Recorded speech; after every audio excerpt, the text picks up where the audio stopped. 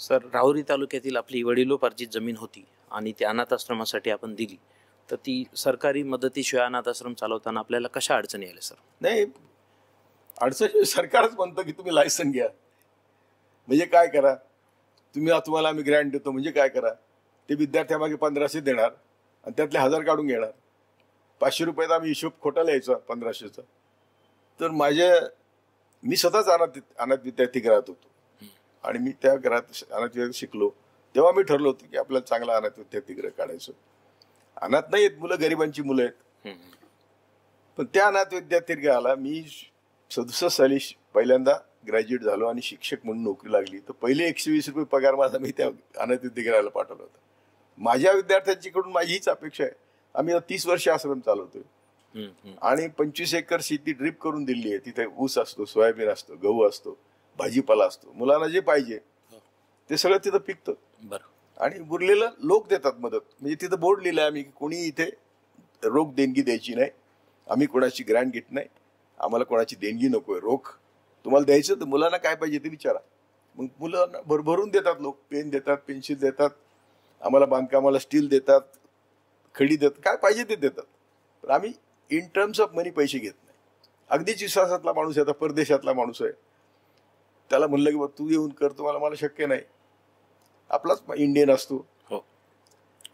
त्यांनी मध्ये आता एक मला आठवतं ते 20,000 रुपयाची देणगी दिली होती.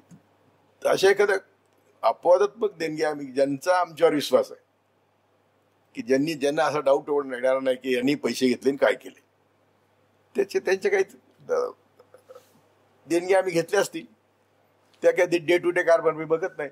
तिथेच शिकलेला एक विद्यार्थी आहे, त्याला एक जबाबदारी दिलेली आहे आणि तो जबाबदारी पार पाडतो. बरं सर, न्यायपालिकेची विश्वासार्हता ढासळत चालली आहे असं बऱ्याच ठिकाणी म्हणता येतं. आपण स्वतः त्या व्यवस्थेत होतात, आपलं काय मत आहे सर?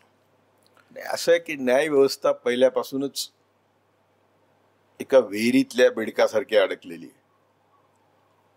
ठराविक घराणी जावई, म्हणजे मुंबई हायकोर्टाचं तुला उदाहरण देतो की मोठं नाव होतं, एक चीफ जस्टिस ऑफ इंडिया होते गजेंद्र गडकर. त्यांचे जावई होते जहागीरदार. तर त्यांची क्वालिफिकेशन मध्ये बसत नव्हते, तर त्यांना ते क्वालिफिकेशन मध्ये बसेपर्यंत हायकोर्टाच्या अपॉइंटमेंट झाल्या नाहीत. तर हे काय फार म्हणजे आत्ताच झालं असं नाही, पण मोदीने त्याचा कळस केला. ते कोलेजियम नको, त्यासाठी कायदा करणे, जेजेसवर दडपण आणणे. जेजेसचे काही पर्सनल गोष्टी असतात, नाही असं नाही, तो काय माणूसच आहे. कोणाला मिटू लावायचा, कोणाच्या नातेवाईकांचं करप्शन काढायचं. त्यामुळे जजेस ऑल्सो बिईंग ब्लॅकमेल्ड. ते कबूल करतात का नाही मला माहिती नाही, पण आता गोगाईचं तर उदाहरण आहे. मिठू लावला आणि पाहिजे ते जजमेंट करून घेतले. चंद्रचूड, त्यांच्यामध्ये आणि त्यांच्या वडिलांमध्ये ब्राह्मण्य होतच. त्यांच्या वडिलांनी कॉमन सिव्हिल कोडची भाषा केली शहाबानू केसमध्ये आणि त्याची परिणिती बाबरी मशीद पाडण्यात झाली. त्यांच्या हातात जर कोलीत मिळालं बामणांच्या तर ते बरोबर करतात. ब्राह्मण नाही तर ब्राह्मणवाद्यांच्या हातात कोलीत दिलं कॉमन सिव्हिल कोडचं. वास्तविक सगळे कोड आपले कॉमनच आहेत. Indian Pinal code, IPC, CPC सगळे कॉमन आहेत. सगळे कायदे कॉमन आहेत. काय नाहीये 3 बायका, अरे 2-3 बायका करण्यामध्ये हिंदू तर पुढंच आहेत आणि लग्न न करता ठेवणार तर आणखी पुढंच आहेत. उलट मुसलमानांची संख्या एवढी गरिबी आहे त्यांच्यामध्ये की ते ठराविक वर्ग आहे तो 2-3 बायका करत असेल, तोही माझ्या लक्षात नाही.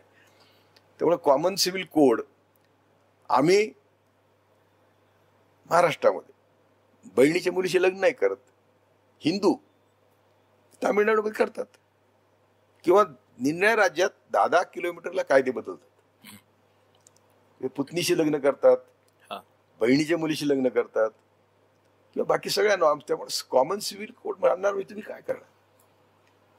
त्याने आता ते आणलाय झारखंडमध्ये कुठेतरी, याच्यात आणलाय, सॉरी उत्तराखंडमध्ये आणलाय. तर तेव्हा त्यांनी CA आणलंय, NRC आणलंय. त्यांना अंमलबजावणी करता आली का? ज्या कायद्याची अंमलबजावणी करता येत नाही तो फक्त लोकांना छळायलाच असतो कायदा.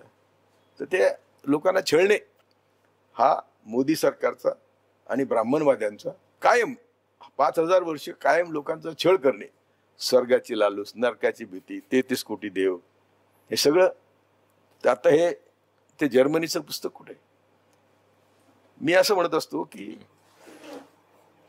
हिटलरने आपला देश बर्बाद केला, मुसोलिनीने आपला देश बर्बाद केला, अमेरिकेने जपान बर्बाद केलं. देश कुठे आहेत ते आज? आत्ताच रिपोर्ट आलाय, आताच मी बघतो वायरवर, की आम्ही टॉप 10 मध्ये पण नाही देशात. 12वा काहीतरी नंबर आहे. हे डॉक्टर यशवंत चव्हाण त्यांचा मुलगा जर्मनीला आहे म्हणून ते जाऊन आले. ते जर्मनीचं वर्णन करतात.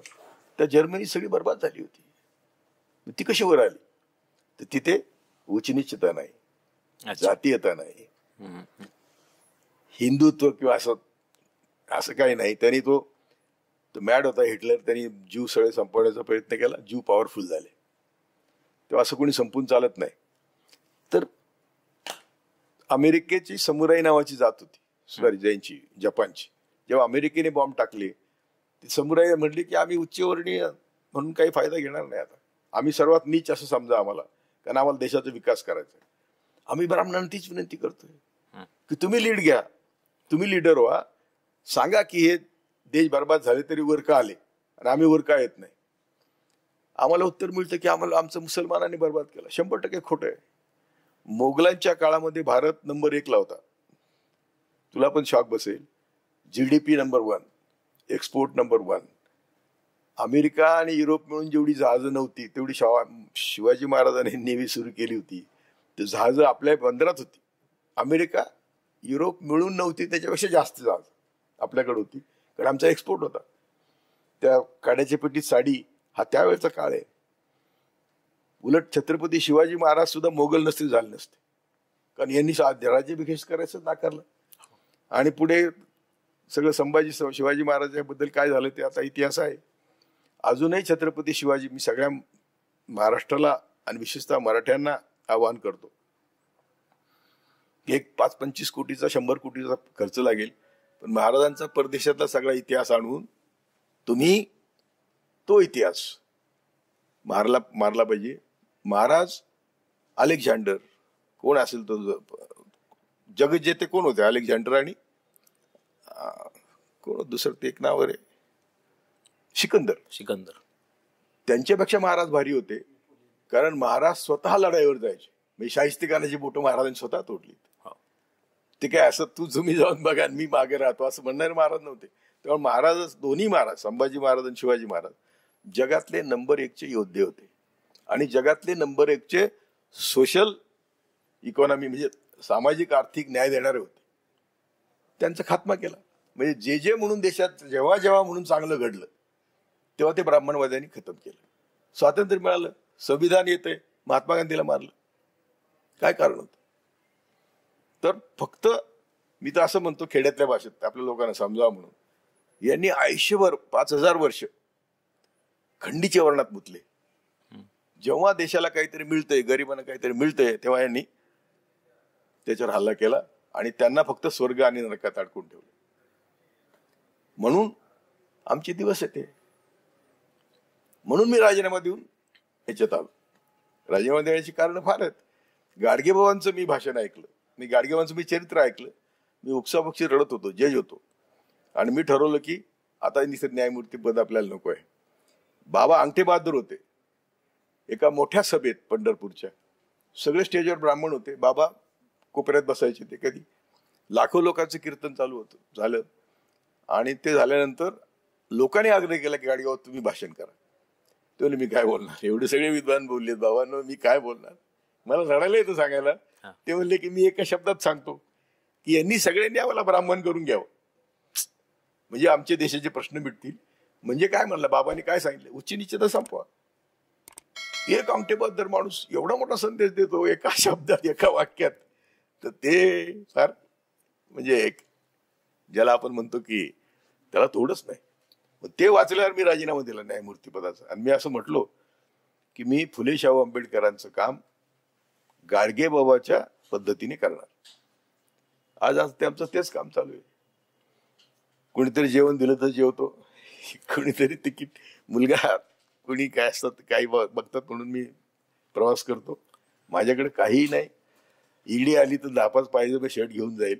आपलं काही ते करू शकत नाही.